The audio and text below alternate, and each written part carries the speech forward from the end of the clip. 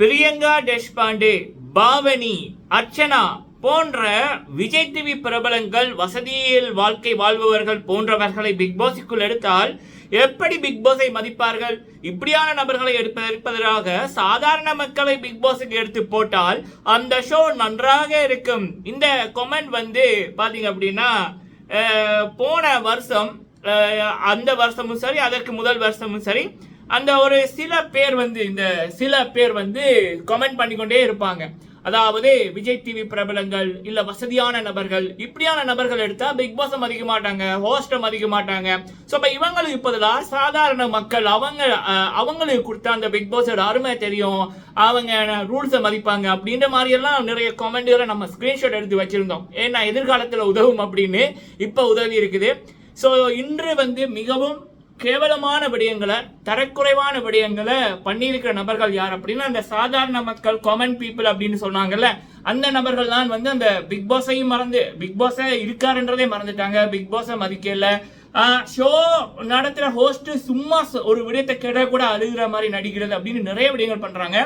இன்றைய big pass Tamil season 9 லைவ்ல வந்து கேவலமா சில விடயங்கள், பல விடயங்கள் பண்ணியிருக்காங்க.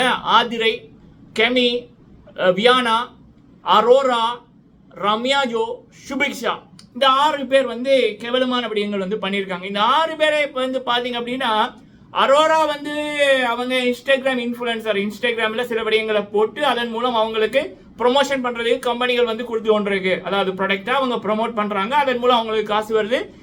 சில இடங்கள்ல படிச்சேன் அவங்களுக்கு மாதம் 4 லட்சம் 5 லட்சம் அப்படின்ற மாதிரி வருமானங்கள் வருது அப்படின்ற மாதிரி அவங்களோட வருமானத்தில் தான் ரியா அவர்கள் வந்து வாழ்றாங்க.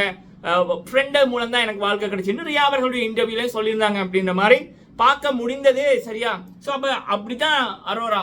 பட் அவங்க வந்து அந்த ஒரு பரம்பரை ரீதியா அந்த சொத்துக்கள் இருக்கிற நபரை வந்து இல்லை. அவங்களுக்கு யாராவது, அதாவது அவங்களுடைய இது வந்து நிரந்தர அப்படின்னு இல்லை, நிரந்தரமா இவங்களுக்கு ஃபிக்ஸ்டு சேலரி அப்படின்றது இல்லை. அவங்களுடைய மார்க்கெட் இருக்கிற வரைக்கும் கம்பெனிகள் அவங்க கிட்ட ப்ராடக்டை கொடுப்பாங்க, அவங்க ப்ரொமோட் பண்ணுவாங்க. மார்க்கெட் இருக்கிற வரைக்கும் தான். எப்போ டவுன் ஆகிறாங்களோ அவங்க கதை முடிஞ்சு அப்போ அவங்க வேற ஏதாவது ஐடியா எடுக்கணும். சரியா? ஸோ மீதி நபர்களை பார்த்தீங்க அப்படின்னா, கெமியை விட்டுட்டு மீதி நபர்களை வந்து பார்த்தீங்கன்னா ஆதிரையா இருக்கட்டும், ரம்யா ஜோவா இருக்கட்டும், சுபிக்ஷாவா இருக்கட்டும், வியானாவா இருக்கட்டும், இன்னும் அந்த இதுக்கு கூட இல்லை. முக்கியமா ரம்யா ஜோ, சுபிக்ஷா, ஆதிரை இவங்க எல்லாமே வந்து இந்த பிக் பாஸ்ன்ற இதன் மூலம் அடுத்த கட்ட வாழ்க்கை. ஆனா அந்த பிக் பாஸையும் மதிக்கிற இல்ல, பிக் பாஸோட ரூல்ஸையும் மதிக்கிற இல்ல. வாவ், என்னடா இது அப்படின்னு தான் இருந்தது. இன்னைக்கு என்ன வந்து பண்ணியிருக்காங்கன்னா, பிக் பாஸ் ரூல்ஸ் எந்த சீசனா இருக்கட்டும், எந்த லாங்குவேஜா இருக்கட்டும், நம்ம இந்த ஷோ மக்கள் 24 மணி நேரம் பாக்குறாங்க. அப்ப நம்ம பேசுற விடயங்கள், பண்ற விடயங்கள் மக்களுக்கும் போகணும், பிக் பாஸும் கேட்கணும். ஸோ அப்போ ரூல்ஸில் இருக்குது. இப்போ மட்டும் இல்லை, பிக் பாஸ் வீட்டுக்குள்ள வரைக்குள்ள மட்டும் இல்லை, இவங்களை 5 ஸ்டெப் ஆஃப் இன்டர்வியூ, அதில் எல்லாத்துலேயும் இந்த ரூல்ஸ் வந்து சொல்லப்பட்டிருக்கு. பிக் பாஸோட ப்ராப்பர்ட்டி மைக்கை நீங்கள் டேமேஜ் பண்ணுறதோ, இல்லை அதை கேட்காத மாதிரி பண்ணுறதோ, திருப்பி வைக்கிறதோ, சட்டைகள் அடிக்கிறதோ, அதை பண்ணவே கூடாது அப்படின்னு. ஆனால் இன்னைக்கு வந்து ஒரு சைடில் வந்து பார்த்தீங்கன்னா அரோரா, வியானா, சுபிக்ஷா, ரம்யாயோ இவங்க எல்லாமே வந்து பேசி கொண்டிருக்காங்க. எதை பத்தி பேசுறாங்கன்னா, நாமினேஷனை பத்தி நீங்க டிஸ்கஸ் பண்ணக்கூடாது, அது வந்து ரூல்ஸ். யாரை நாமினேட் பண்ணலாம்? விஜய் பார்வதியை நாமினேட் நம்ம பண்ண தேவையில்லை, அவங்களுக்கு வேற நபர்கள் பண்ணுவாங்க.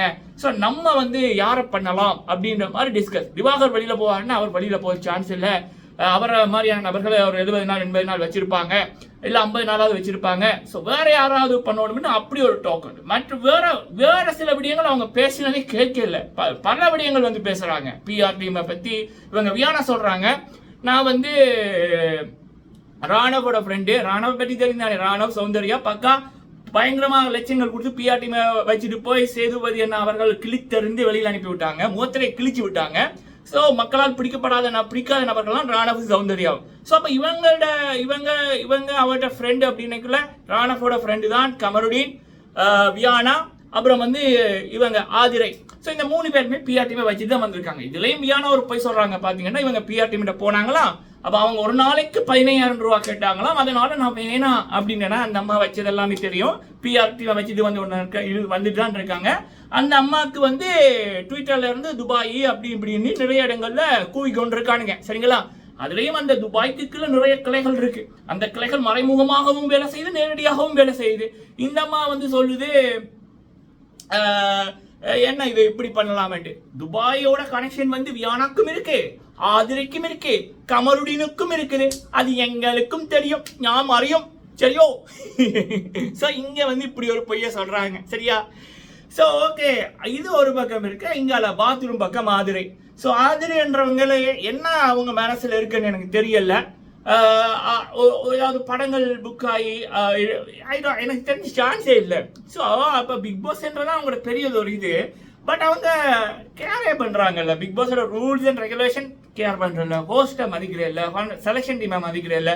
இப்போ என்னன்னா பாத்ரூமுக்குள்ள இருந்து அந்த அம்மா வந்து அந்த மைக்க கரடி போட்டு எஃப்ஜியோட பேசுறாங்க, கெமியோட காதுக்குள்ள நிறைய விடயங்கள் சொல்றாங்க.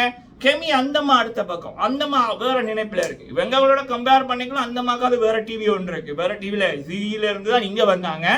ஸோ அப்படி இருக்கக்குள்ள இந்த போட்டியாளர்கள் இவ்வளவு தூரம் திமிரா இருக்க, பிக் பாஸோட ரூல்ஸை மதிக்காம இருக்க காரணம் என்ன அப்படின்னு சத்தியமா எனக்கு தெரியல மக்களை. இப்படியான நபர்களை இப்பதான் நான் இந்த சீசன்ல பாக்குறேன். இந்த நபர்களை பார்க்கக்குள்ளதான் எனக்கு முத்துக்குமரன், தாமரை செல்வி, இவங்களுடைய ஜனனி குணசீலன், லாஸ்லியா மரியனேசன், ஸோ இவங்களுடைய முக்கியமா முத்துக்குமரன், இவங்களுடைய அருமை வந்து புரியுது. ஒரு பிளாட்ஃபார்ம் வந்து கிடைக்கக்குள்ள அதுக்கு எவ்வளவு மரியாதை கொடுத்தாங்க, எவ்வளவு பொக்கிஷமா பார்த்தாங்க. அவங்களும் சரி, அவங்களோட குடும்பத்தாரும் சரி, முத்துக்குமரனோட ஃபேமிலியெல்லாம் பிக் பாஸுக்கு எப்படி சொல்லிச்சு, அதெல்லாம் நான் சத்தியமா திரும்ப பார்த்துட்டு வந்தேன். அற்புதமா இருந்தது. ஏன்னா இப்பெல்லாம் நன்றியற்ற மனிதர்கள் பார்க்கக்குள்ள, இப்படி நன்றியுள்ள நல்ல மனிதர்களை பார்க்கக்குள்ள மனசுக்கு ஒரு திருப்தியா இருக்கு, பாசிட்டிவிட்டியா இருக்கு. அப்படி இருக்கக்குள்ள நான் முத்துக்குமரன் அவர்களுடைய காணொலிகள், முத்துக்குமரன் அவருடைய அம்மா அப்பா வரைக்குள்ள அவங்களோட அம்மா அந்த பிக் பாஸுக்கு இந்த சொன்ன இது இருக்கு பாருங்க, அதெல்லாம் பார்க்க அவ்வளவு பாசிட்டிவிட்டியா இருந்தது அந்த அருமையான மனிதர்களை பார்க்கக்குள்ள. அப்ப இப்படியான திமிர் பிடித்த மனிதர்கள், இந்த ஷோவை மதிக்காத மனிதர்கள், இவங்க மைக்க கலட்டுறது பிக் பாஸுக்கு எதிராக மட்டுமில்ல, முக்கியமா அந்த ஷோவை 24 மணி நேரம் லைவ்ல பாக்குறாங்கல்ல தூங்காம, இந்த ஷோ மதிச்சு என்ன பேசுறாங்க அப்படின்னு பாக்குற மக்களை டிசப்பாயிண்ட் பண்றாங்க. வியானா, ஆரோரா, இந்த ரம்யா ஜோ, சுபிக்ஷா, ஆதிரை, கெமி, இந்த நபர்கள் இவ்வளவு விதிமீறல்களை பண்ணியிருக்காங்க. இவ்வளத்துக்கும் பிக் பாஸ் அவர்கள் வந்து அரோராக்கு 6 தடவை சொல்லிட்டாங்க மைக்க மாட்டுங்க, மைக்க மாட்டுங்க, மைக்க மாட்டுங்க அப்படின்னு. வியானாக்கு 4 தடவை கிட்ட சொல்லிட்டாங்க.